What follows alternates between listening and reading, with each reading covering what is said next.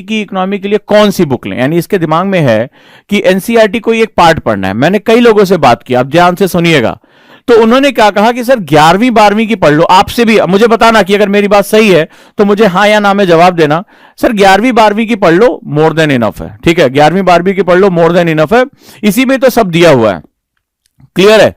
आपने भी ये पढ़ा होगा, सुना होगा, मुझे बताएं क्या आपने भी ये पढ़ा सुना है कि एनसीईआरटी पूरी पढ़ने की जरूरत नहीं है, 11वीं 12वीं की पढ़ लो, मोर देन इनफ है, हो जाता है काम।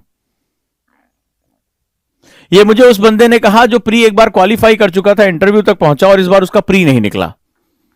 ये उस बंदे ने मुझसे कहा था, अरे सर 11 12 की बहुत है, आप कहां ये छोटे छोटे बेसिक पढ़ाते हैं, टाइम का वेस्टेज होता है। ये उसने मुझसे कहा था जब उसका इंटरव्यू का रिजल्ट नहीं आया, रिजल्ट नहीं हुआ इंटरव्यू का, अगली बार प्री दिया और उसका प्री नहीं निकला इस बार। ठीक है, तो मैंने अब उससे पूछा कि अब बताओ मेरी बात सही थी या नहीं सही थी। चलिए अब जरा देख लीजिए, इसमें मिथ को तोड़िए। कम से कम हिस्ट्री, अगर मैं यहां बात करूं, हिस्ट्री, ज्योग्राफी, पॉलिटी, ये 3 किताबें ऐसी हैं जहां पर 2 कैटेगरी है, एक 6 to 10, या इसमें भी मैं 6 to 8 की कैटेगरी बना दूं और 8 to 10 की कैटेगरी बना देता हूं। ठीक है, ये मैं बना देता हूं इसमें 6 to 8 की कैटेगरी और 8 to 10 की कैटेगरी, फिर 11 12 की कैटेगरी। अब आप समझना, आप चूंकि क्या होता है, आपको बताने वाले और आप पढ़ने वाले, आपको यह लगता है कि हमें फैक्ट्स कलेक्ट करने हैं यूपीएससी में, और इन फैक्ट्स को कलेक्ट करके हम काफी कुछ अच्छा कर सकते हैं। राइट, हम इस फैक्ट्स को कलेक्ट करके काफी कुछ अच्छा कर सकते हैं। लेकिन जरा ध्यान समझना, अभी मैंने थोड़ी देर पहले आपको बताया कि आप यूपीएससी में अंडरस्टैंडिंग इंपॉर्टेंट होती है।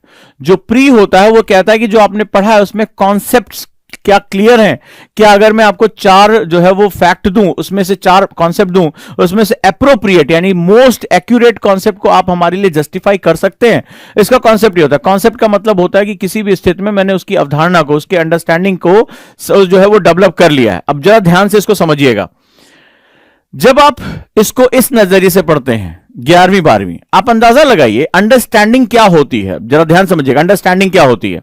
अंडरस्टैंडिंग में किसी 6ठी क्लास के बच्चे को अचानक से 11वीं क्लास में एडमिशन दे दिया जाए, बोला नहीं अब आपको कैलकुलस पढ़नी है जनाब, अब आपको जो है वो पृथ्वी के वायु क्षेत्र पढ़ने हैं, दाब क्षेत्र पढ़ने हैं, प्रेशर ग्रुप्स के बारे में पढ़ना है, तो उस 6th क्लास के बच्चे का क्या होगा। हो सकता है माता पिता के मार खाने की डर से, अब जरा मेरी साइकोलॉजी को समझिएगा जो पॉइंट है, हो सकता है उसको रट भी डाले, उसको याद भी हो जाए किसी तरह, लेकिन उसकी अंडरस्टैंडिंग डेवलप नहीं हो पाएगी। याद हो जाए तो अगर वही क्वेश्चन उससे पूछ लिया गया तो हो सकता है डर के मारे वो रिप्लाई कर भी दे, लेकिन यह तय है कि अगर उससे तथ्यों को जो है वो तोड़ा मरोड़ा जाए, आप जो है वो इधर उधर किया जाए, तो वो इसका जवाब नहीं दे पाएगा। ये एक ऐसा फैक्ट है जिसे आपको समझना ही पड़ेगा। यानी अंडरस्टैंडिंग और फैक्ट को मगअप कर लेना यानी रट लेना 2 अलग अलग चीजें होती हैं। और अंडरस्टैंडिंग एक क्रम, एक सीक्वेंस में डेवलप होता है। आपने, आपके साथ अगर मैं आपसे कहूं, जैसे मान लीजिए आप में से कई बच्चे इस समय मुझे सुन रहे होंगे जो भी अंडर ग्रेजुएट होंगे, ठीक है, या अभी 11 12 में होंगे, अगर अचानक से मैं उन्हें ऑप्शनल की बहुत भारी भारी किताबों के नाम बता दूं, दे दूं, ठीक है, तो वो क्या होगा, घबरा जाएंगे क्योंकि अभी उनका उससे कोई भी परिचय नहीं हुआ है। लेकिन अभी किसी सीनियर बच्चे को तो उसके लिए वो आसान होगा। तो इसका सीधा सा मतलब होता है कि हमें एक सेगमेंट, एक जो है वो चीजें डेवलप करने में टाइम लगता है।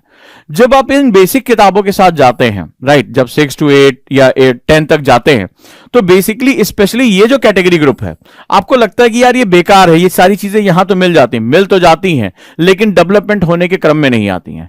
इन जो 6 7 8 की किताबें हैं उसमें बहुत सी ऐसी बातें की गई जो आपसे बातचीत करते हो आपकी अंडरस्टैंडिंग डेवलप करती है। यह तय करना पड़ेगा कि फैक्ट या ढेर सारे इंफॉर्मेशन और अंडरस्टैंडिंग, ये 2 कैटेगरी स्थापित की गई है। बहुत से चैप्टर यहां से यहां जाते हैं, वही पृथ्वी की अंतरतम की संरचना 11th क्लास में भी हमें मिलती है, वही हिस्ट्री हमें 11th और 12th क्लास में भी हमें मिलती है, वही कर्नाटक की लड़ाई, मैसूर की लड़ाई, वही जो है वो चार्टर क्या होता है।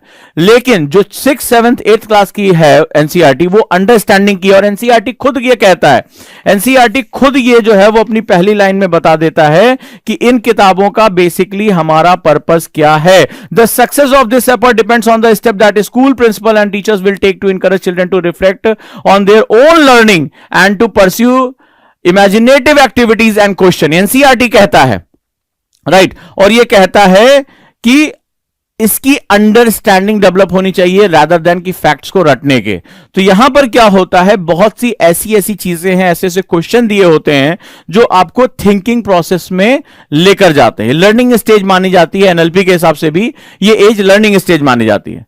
तो यूपीएससी क्या करता है, कई बार वो समझता है कि भाई ये स्टूडेंट आपकी टेंडेंसी को बहुत अच्छी तरह जानता है, आप क्या पढ़ रहे हो क्या नहीं कर, उसकी पूरी नजर है आपके ऊपर, ठीक है, कौन सी फोटोकॉपी चल रही है कौन सी नहीं चल रही है, वो सब कुछ सारी चीजों के बारे में वो जानता है। तो वो क्या करता है, वो जानता है कि भाई ये पार्ट टाइम जो है बचाना चाहता है, ये पैराशूट स्टूडेंट है, अभी आया है सटासट 2 महीने में एनसीईआरटी खत्म करके जो मास्टर बन जाएगा। तो हमें क्या करना है, हमें बेसिक क्वेश्चन लेने हैं।